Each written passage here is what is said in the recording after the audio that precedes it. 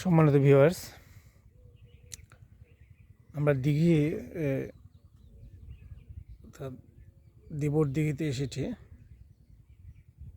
এই দিবর দিঘি আপনাদের সামনে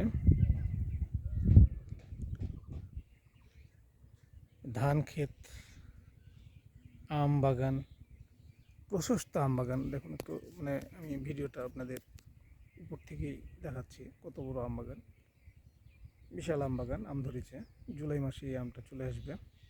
এই যে লক্ষ্য করুন, এটা দিঘির পাশেই, ভেতরেই ধান গাছ, সবুজ শ্যামল ধান গাছের সমারোহ। এই আপনাদের সামনে আমি দিবর দিঘিতে, এটা দিবর দিঘির দক্ষিণ সাইড।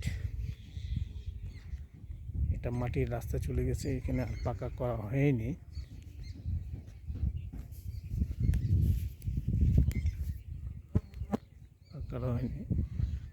এই যে বাঁধগুলো এখানে কিছুটা ভেঙে গেছে, এটা একটু সংস্কার করা দরকার।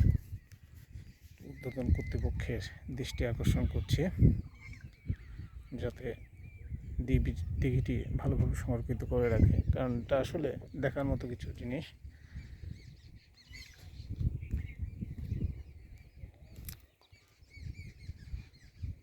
পাখির ডাক শুনছেন, এই পাখি উড়ে যাচ্ছে।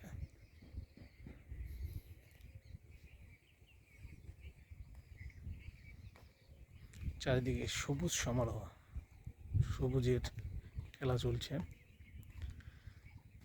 এদিকে আপনাদের সামনে দিবর দিঘি, এটা পূর্ব থেকে পশ্চিম সাইডে ভিডিওটা নিচ্ছে আপনাদের দেখার জন্য। পাখিটি সুন্দর উড়ে গেল, পাখি উঠছে।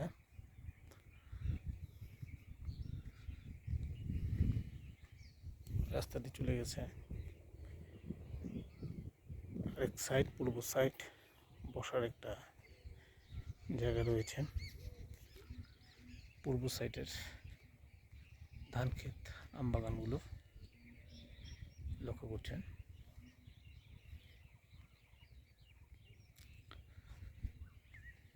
কিছু জঙ্গল গাছ হয়েছে পুকুরের ধারে। দেখুন, দিবর দিঘির সবুজে ভরে গেছে সব, মনে হয় সবুজের খেলা চলছে। এটা পূর্ব সাইডের এক রাস্তা বসত বাড়ির দিকে চলে গেছে। পূর্ব সাইড থেকে দিবর দিঘির সম্মুখভাগের ভিডিও আপনাদের সামনে আসছে। যে মধ্যের জায়গাটা দেখছেন, এটা পিলার দেখছেন, এই পিলারটি একেবারে দিবর দিঘির মাঝখান নির্ধারণ করে, মাঝপথ। সামনে একটি বসার স্থান রয়েছে।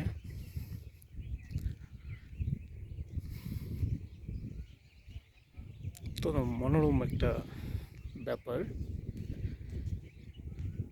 আপনারা যারা এখনো দিবর দিঘি দেখেননি, আমার মনে হয় একবার এসে দিঘিটি দেখা উচিত, আমি মনে করি।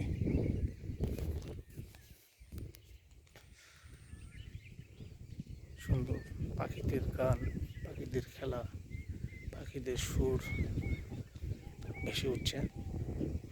আপনারা আওয়াজ হয়তো পাচ্ছেন। তিনজন লোক, হয়তো স্থানীয় লোক, তারা বসে আছে এখানে। আসলে আজকে মেঘলাচ্ছন্ন আবহাওয়া, যার কারণে দিঘি দেখার জন্য কেউ আসেনি তেমনভাবে। এই রাস্তাটি চলে গেছে বসত বাড়ি থেকে।